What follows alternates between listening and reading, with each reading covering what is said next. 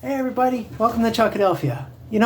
Weight doesn't just change our bodies, it shapes our stories, our confidence, our health, even how we show up in the world. Today's conversation means a lot to me because, quite frankly, it reminds us of something very important. This struggle isn't local, it's human. And my friend and current student, Elena, joins me from Caracas, Venezuela to talk honestly about weight, identity, and the tools that we've used to take our health back and heal. Different countries, different lives, same battle, same hope. So yes, let's talk about it. Come join me and my guest Elena Ruiz and join me in Chuckadelphia. Let's go.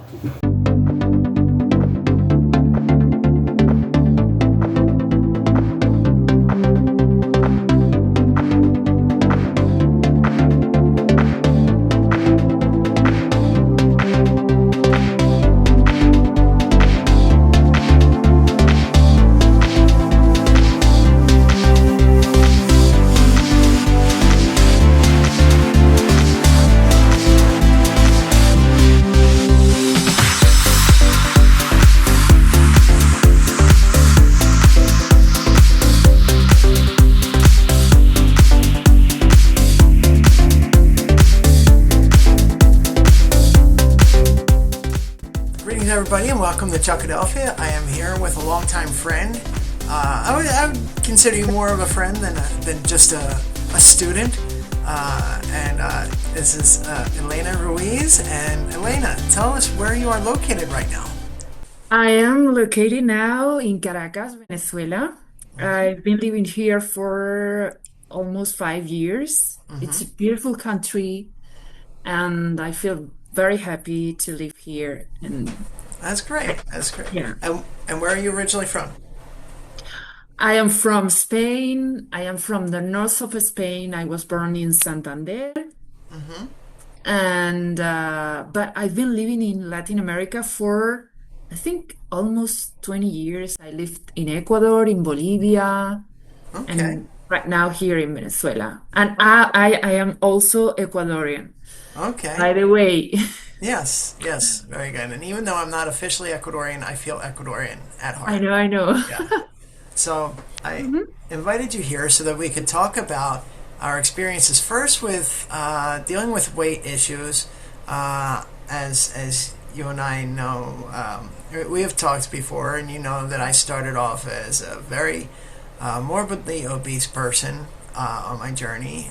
You were one of the first people I told about my decision to see Dr. Robert Fortino and the beginning of how I wanted to dedicate my time to losing weight. And eventually, when I experienced the weight loss medication. But before we get into the weight loss medication topic, I would like you to talk about your own experience with dealing with weight loss and dealing with weight issues and some of the things that you had tried in the past. Okay. Well, first of all, I would like to tell you that I'm very proud of you. I'm very proud of your journey. We've talked about this many times, and I think that you've done a great job. That's Mm, the first thing. thank you very much. And you inspired, you've inspired me in this journey, and it's an honor to be Oh, here and being talking with you about this issue. thank you very This much. Thank you. yeah, this issue I've been struggling for many years since I was a child. Hmm. Um, I was not obese, completely obese, but I had overweight. Hmm. And when I was, I think, 18, Hmm. I think I went on my first diet, Hmm. and it was great. Hmm.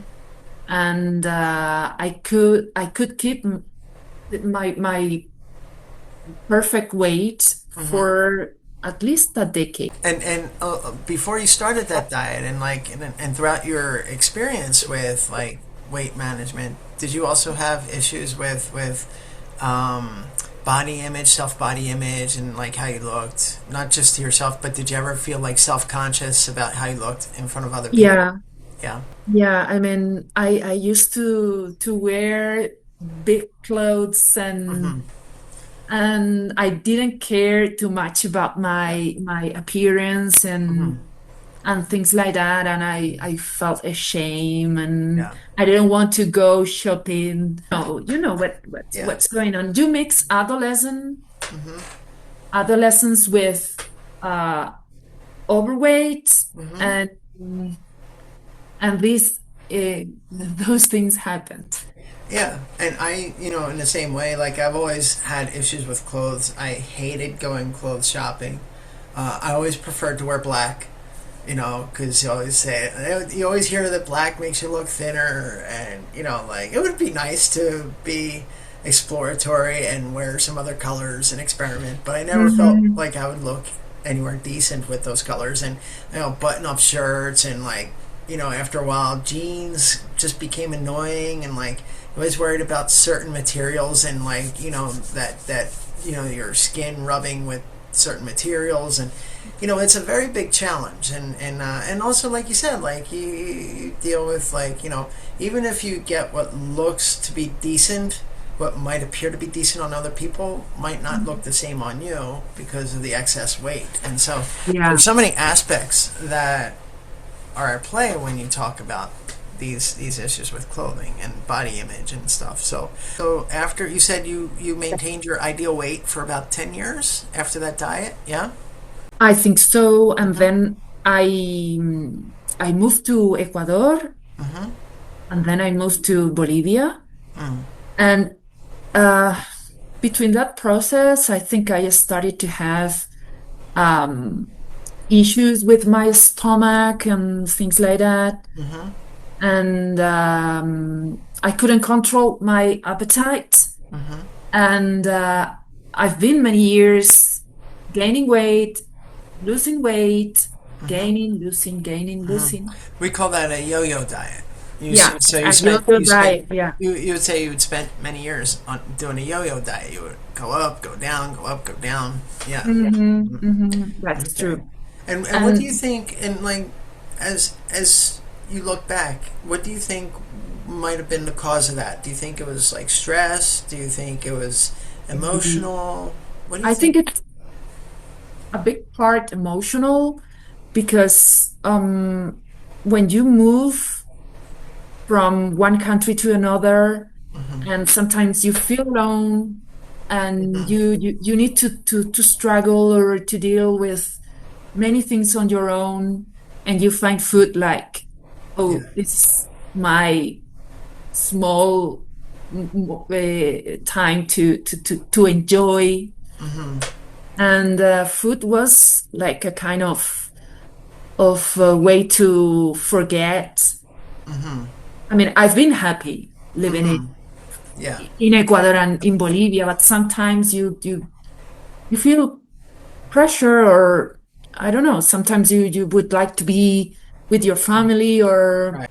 and what I learned, if you don't control that impulse, emotional impulse, um, it's continue to increase and increase and increase. Because what happened to me during the last year is that I gained so much weight that it was the first time in my life Yeah. that I was so fat and so obese.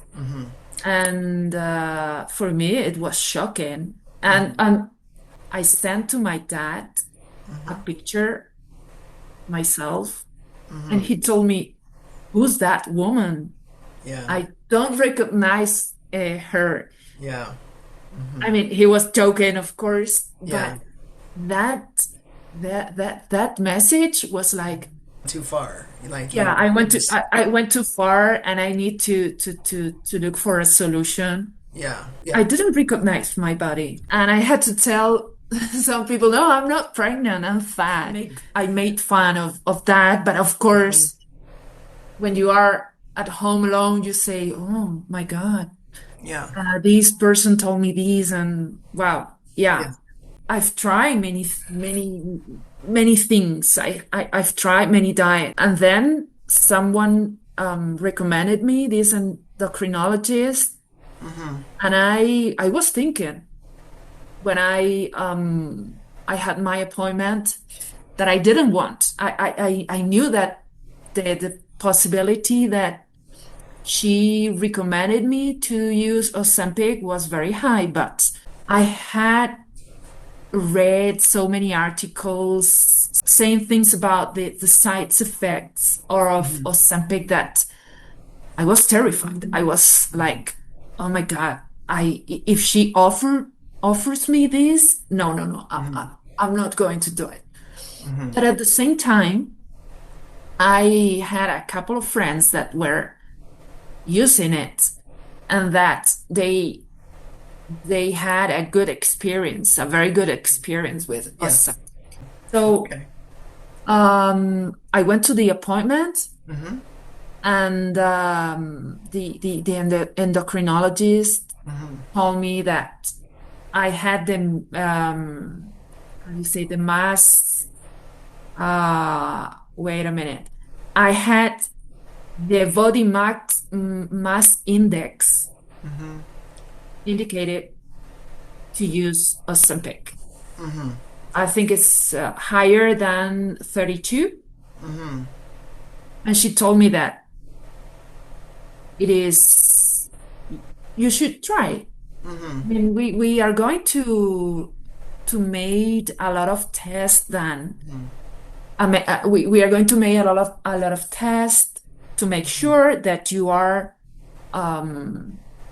you can't take this medication. I thought, okay, it sounds good, because she wants to be sure that the medication is indicated for me. I don't know. I have doubts, but in the end, Yeah. I decided to do it. I started with low doses because if you start with a big doses, the probability that you have stronger side effects is higher. Were you able to notice a change in your relationship with food right away, or did it take change over Ab- time? Absolutely. I mean, where I told her, and she told me, "Oh yeah, I know that this happened with something." Yeah. I try to explain her that it is not only that you feel full when you eat, but also your cravings. That's so important for me, because Yeah. I'm not thinking about food constantly. I mean, I go to supermarket and I'm not like looking at everything, looking at chocolate, looking at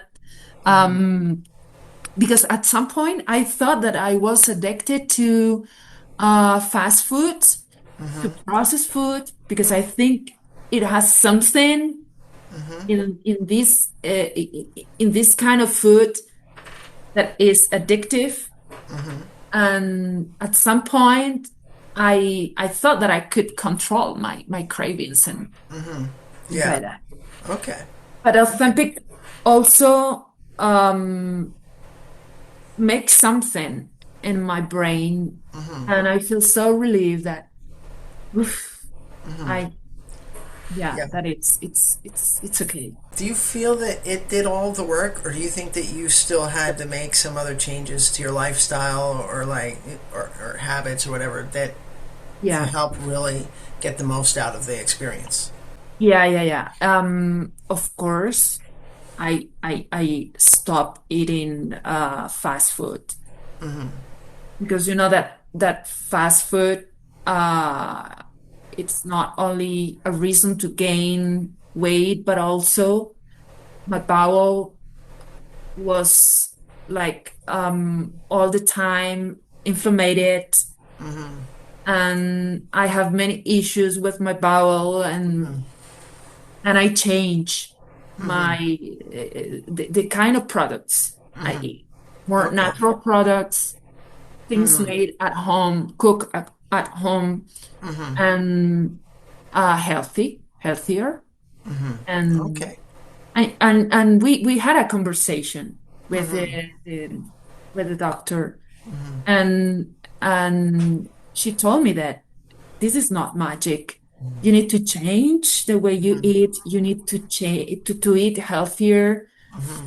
Yeah. And because if you don't, your blood tests are Mm-hmm. going to go crazy because Mm-hmm. I've got cholesterol Yeah. and now I control. Mm-hmm. I was able to control my cholesterol Mm-hmm. because when I started my diet and Mm-hmm. this process with the endocrinologist, I had cholesterol, not too high levels, but my Mm-hmm. cholesterol was high. Right. And I need to control that because Right. I'm about to be 46. Yeah. Mm-hmm. You know, Yeah. it's you need to Mm-hmm. take control of those things. Yeah. Mm-hmm. And my blood tests now are perfect, Mm-hmm. but I insist Mm-hmm. on the need to eat healthier, but Mm-hmm. to exercise. Now, did your doctor tell you that you were Yeah. going to have to stay on Ozempic for the rest of your life? No, no, no, no. No. No, she didn't tell me that. Absolutely no. Okay. What she told me is that I needed to exercise because Mm-hmm. you know that when you go on a diet, you lose Mm-hmm. muscle mass, Mm-hmm. and it's very important to not to lose it. Mm-hmm. And I started to exercise, and she controlled my my muscle mass. Mm-hmm. And I mean, I'm not exercising daily because I Mm-hmm. don't have time, Yeah. but I do it 3 weeks, 3 times a week, Mm-hmm. and it's okay because Mm-hmm. I have not lost um, too much muscle mass. Okay. And what kind of exercise do you like to do? Um, I have, how do you say, I don't go to the gym, by the way. Mm-hmm. Oh, you don't have to go to the gym. You can Yeah, do things at home. You can do things at the yeah, office if you really yeah, plan it yeah, out yeah, yeah. right, you know? I follow a YouTuber, Spanish YouTuber that I like because the exercise is not, it's not very explosive or very heavy. Dumbbells, Yeah, weights. You use weights, right? yeah, that's it. That's it Okay. because that's very important. Right. Okay. Okay. And what do you think about people that have the stigma that they say when they say, oh, people shouldn't be using Ozempic or Wegovy, they should just exercise and eat right. What do you say to people like that? They kind of like try to make it seem like it's shameful that people are on this type of medication? What would you say to that? If you've got a drug or a, a medicament Mm-hmm. that can help you Mm-hmm. to reach your goal, it's Mm-hmm. okay. And Yeah. if it is approved by Mm-hmm. the FDA Mm-hmm. and by other medical institutions, why not? Yeah. And I mean, I don't feel ashamed. Mm-hmm. But the way I know many people that are taking Ozempic, Mm-hmm. but they don't follow the instructions, Mm-hmm. and they don't go to an endocrinologist, Mm-hmm. and they start using it and then stop it and then um, take again. Mm-hmm. That's very serious, I Yeah. think. I think Yeah. you need to take it seriously because it's Mm-hmm. medication, Yeah. and it should be prescribed by a doctor, Mm-hmm. and you Okay. need to follow it. Yeah. But it's I mean, Ozempic, it's an instrument, Mm-hmm. the same as I remember that when I was a child, during the 80s and 90s, many people said that, okay, you are taking medication for a depression, for anxiety, or for whatever, oh, you are crazy. Yeah. Or, and now it's very common. I mean, if you feel anxiety for for something, Yeah. why don't you take pills? You've got a Yeah. solution. Yeah. So it's I think I've always looked at it as a tool, you know. I mean, I cool. think that it's a way to help, and I really do feel that, you know, there were other things that I had to do to really get the work done. It wasn't just the medication, and you know, I it's like, is creatine cheating? Is you know, like, is weightlifting cheating? It's a tool that you use to improve your health, you know. Yeah, and So to change of habit. And yeah, you and me, we know that yeah, we need to be for life, yeah, not on a diet, yeah, but we need to be careful of our weight in order to be healthy, because we yeah, talk about health. We yeah, talk about feeling good. We talk about, I mean, yeah, follow the and have healthy yeah. habits. Now, uh, do you have any concerns about when you are off of Ozempic? Do you worry Yeah, that you're going to fall I've off? Yeah, got, I've yeah. got, because I mean, Ozempic is on the news all, all the time. Last week I read two articles, one about the the the reduction of the price that someone I don't remember where, but they say that you could buy this medication for $25.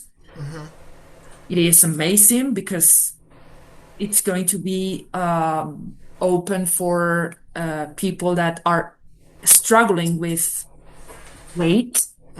And I read other article about when you stop taking Ozempic, that they say that if you Yeah. don't take care of your diet, you can wait, uh, you can gain weight for time quicker than a normal diet, a Yeah. regular diet. Yeah. So I think that I need to work on that, to be very conscious about that, Yeah. Yeah. and to, yeah, to take it seriously, Yeah. because it, it's going to be a deal. I don't want to be taking a Ozempic for a long time. Yeah. As I told you, for me, it's a tool, a time-bound tool. So, but I want to follow my endocrinologist instruction. Now, did your endocrinologist give you an end time, an end date for when you will stop using it? For the moment, No. no.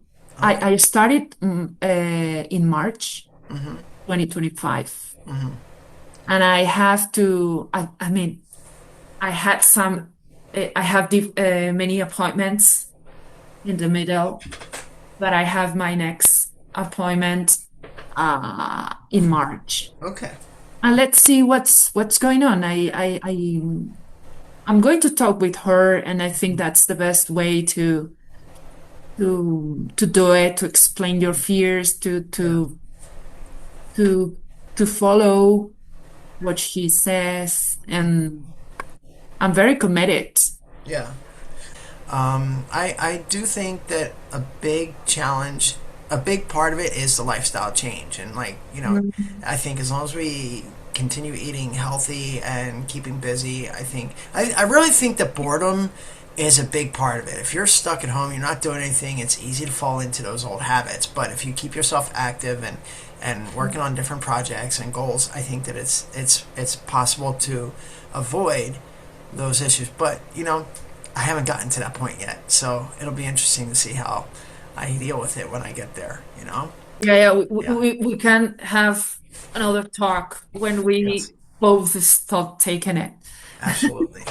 All right. Well, I think that's a good place to wrap it up. Okay. So, Elena, thank you very much for joining me here in Chuckadelphia and talking fit about weight loss medication. I really appreciate it, and I wish you continued success in your weight loss journey. And I also thank you for all of your amazing support along my journey as well. Thank you. It's my pleasure. All right. Big hug, Yeah. big Carpe friend. diem. Carpe diem. Yeah. Carpe diem. Bye. Ciao, ciao.